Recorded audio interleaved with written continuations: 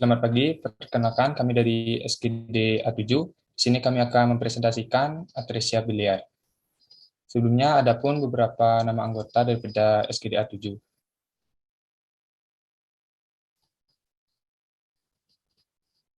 Baik, selanjutnya di sini saya akan mempresentasikan berupa latar belakang terlebih dahulu. Perkenalkan kembali, saya Mandegung Agnes Putra dengan 3 digit NIM terakhir yaitu 200. Jadi Atresia biliar di sini merupakan penyebab dari penyakit hati stadium akhir pada pediatrik dan diidentifikasi pada penyakit kuning dalam 3 bulan pertama kehidupan. Pada pasien atresia biliar, biasanya datang dengan penyakit kuning dan tinja pucat dalam beberapa minggu pertama kehidupan. Tata laksana yang bisa dilakukan yaitu kasai protoenterostomi, merupakan sebagai perawatan bedah standar untuk mengembalikan suatu aliran empedu ke lumen usus melalui ductus residual di usus. Jika tidak diobati, atresia biliar dapat berkembang menjadi gagal hati dan tingkat kelangsungan hidup rata-rata yaitu kurang dari 2 tahun. Pemeriksaan secara histologis spesimen atresia biliar menunjukkan adanya fibrosis hati yang sangat bervariasi, adanya proliferasi saluran empedu, penyumbatan saluran empedu, dan juga adanya kolestasis. Selanjutnya, perawatan standar saat ini untuk atresia biliar adalah yaitu protoenterostomi yang dilakukan pada usia sedini mungkin oleh ahli bedah yang sangat berpengalaman. Dan juga transplantasi hati dapat dilakukan untuk anak-anak dengan ikterus yang tidak sembuh setelah ortoesterotomi dilakukan dan yang kemudian berkembang menjadi penyakit hati stadium akhir ataupun terdapat komplikasi. Mungkin sekian dari presentasi saya, selanjutnya akan dilanjutkan oleh teman saya. Terima kasih. Baik, perkenalkan nama saya Nur Putoni Semarani dengan NIM 174 akan memberikan presentasi mengenai rumusan masalah. Yang pertama, untuk mengetahui definisi atresia biliar. Kemudian yang kedua, mengetahui epidemiologi atresia biliar. Kemudian yang ketiga, etiologi atresia biliar. Kemudian yang keempat, faktor risiko atresia. Kemudian histopatologi, diagnosis, tata laksana, diagnosis banding, komplikasi, dan prognosis atresia biliar. Selanjutnya, adapun tujuan penulisan dari student project ini yaitu yang pertama untuk mengetahui definisi atresia biliar, kemudian epidemiologinya, kemudian etiologi, faktor risiko, histopatologi, diagnosis, tata laksana, diagnosis banding, komplikasi, dan prognosis atresia biliar. Ulang ya. Selanjutnya, manfaat penulisan dari student project ini yang pertama bagi penulis itu sebagai bahan literatur untuk melakukan penelitian dan dapat menambah wawasan dan pengetahuan mengenai atresia biliar. Kemudian yang kedua sebagai bagi pembaca agar masyarakat mengetahui apa itu atresia biliar dan sebagai sumber referensi dan informasi mengenai atresia biliar. Selanjutnya. Baik, selamat pagi. Perkenalkan, nama saya Alma Torikar Sumarharjo dengan digit NIM terakhir 153. Jadi di sini saya akan menjelaskan definisi dari atresia biliar. Baik, definisinya adalah saat usia 3 bulan pertama kehidupan, atresia biliar ini adalah penyebab obstruktif tertinggi pada pasien jaundice atau penyakit kuning. Atresia biliar ini adalah penyakit yang membahayakan bagi bayi baru lahir, di mana terdapat kolongiopati obliteratif progresif yang dapat memberikan pengaruh saluran intra dan ekstrahepatik sebagai kolestasis persisten pada bayi muda atau bayi baru lahir. Oleh karena itu, hal ini merupakan penyebab tersering penyakit hati stadium akhir, fibrosis, dan kematian yang disebabkan penyakit hati atau indikasi untuk dilakukan transplantasi hati pada anak-anak. Selanjutnya, next. Baik, untuk epidemiologinya, nah jadi prevalensi atresia biliar ini bervariasi di seluruh dunia. Insiden di Asia sendiri berkisar sekitar 1:5.000 sampai 1:8.000. Untuk di Amerika Utara dan Eropa berkisar dari 1:8.000 sampai 1:16.000, sedangkan di Kanada terbanyak berkisar 1:19.000. Baik, sekian jawaban dari saya. Baik, perkenalkan nama saya Komang Hendri Wibawa Pramarta dengan 3 digit terakhir 226. Baik, di sini saya akan menjelaskan tentang etiologi dari atresia biliar. Penyebab dari atresia biliar belum dapat diketahui secara pasti. Beberapa spekulasi mengenai hal tersebut.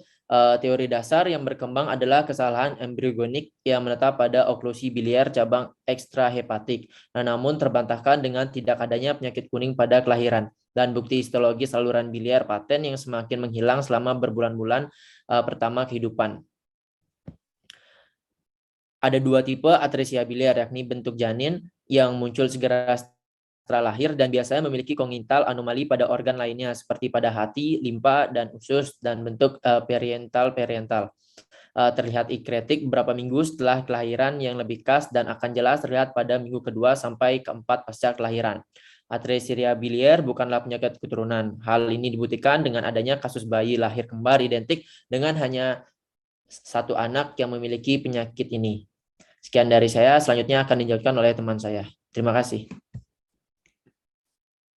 Baik, saya akan melanjutkan presentasi. Sebelum memperkenalkan, nama saya Ngurah Bagus Putra Darmawan dengan 3 digit NIM terakhir 183. Faktor risiko atresia biliar. Atresia biliar paling mungkin disebabkan oleh suatu peristiwa yang terjadi selama hidup janin atau sekitar waktu kelahiran.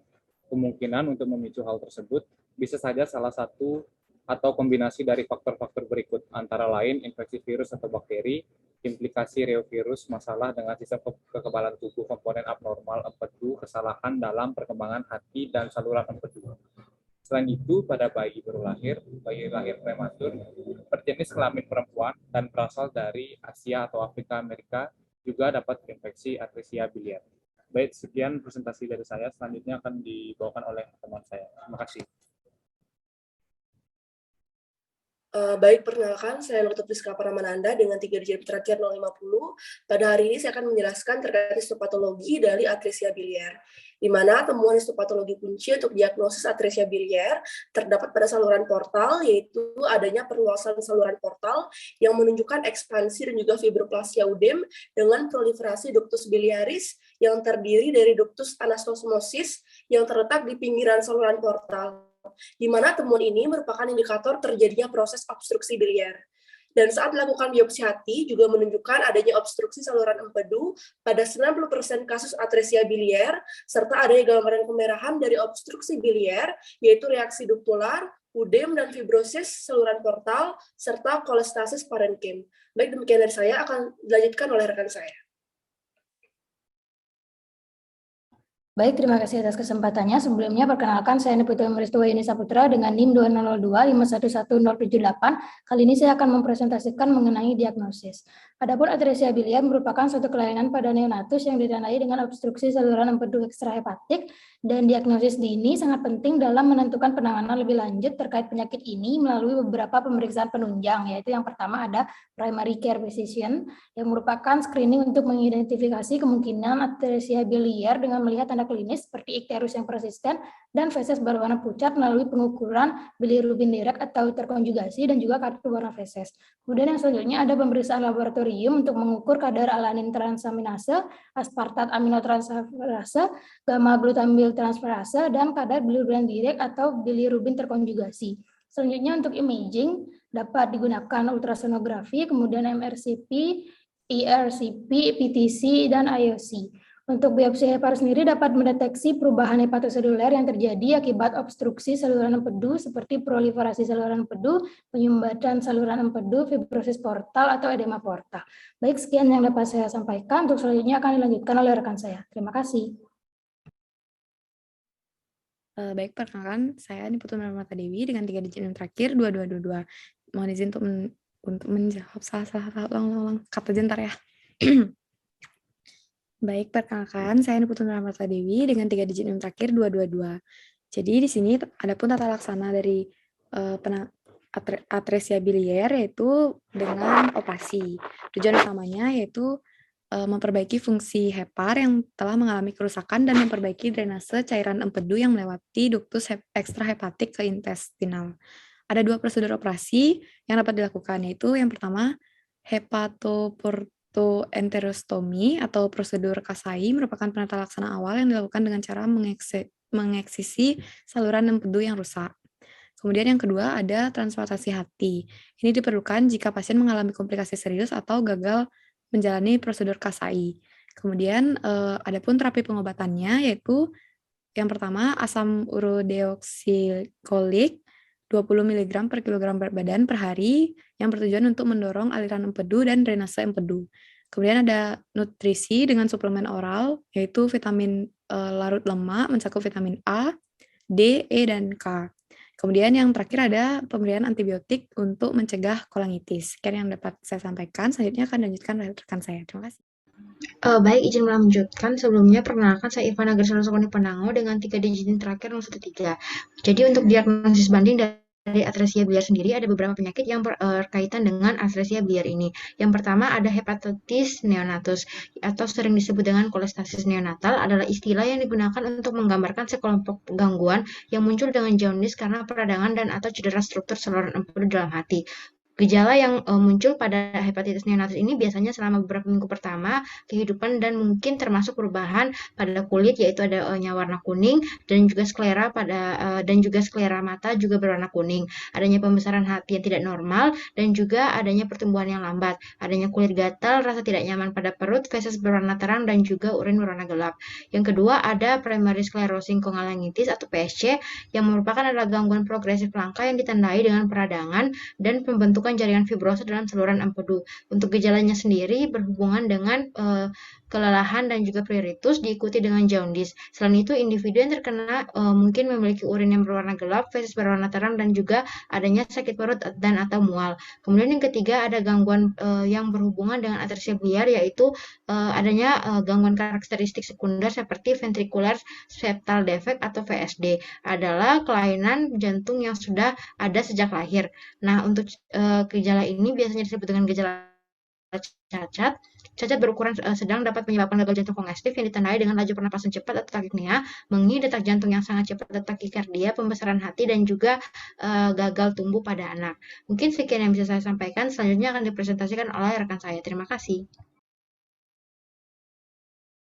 Selamat pagi dokter dan juga teman-teman. Perkenalkan saya Gusia Prima Satyawahini dengan 3 digit yang terakhir 116. Pada kesempatan ini izinkan saya untuk melakukan presentasi SP kami dengan judul atresia biliar, di mana saya akan memaparkan bagian komplikasi. Jadi adapun komplikasinya yaitu ada malnutrisi, sirosis hati dan juga hipertensi vena porta.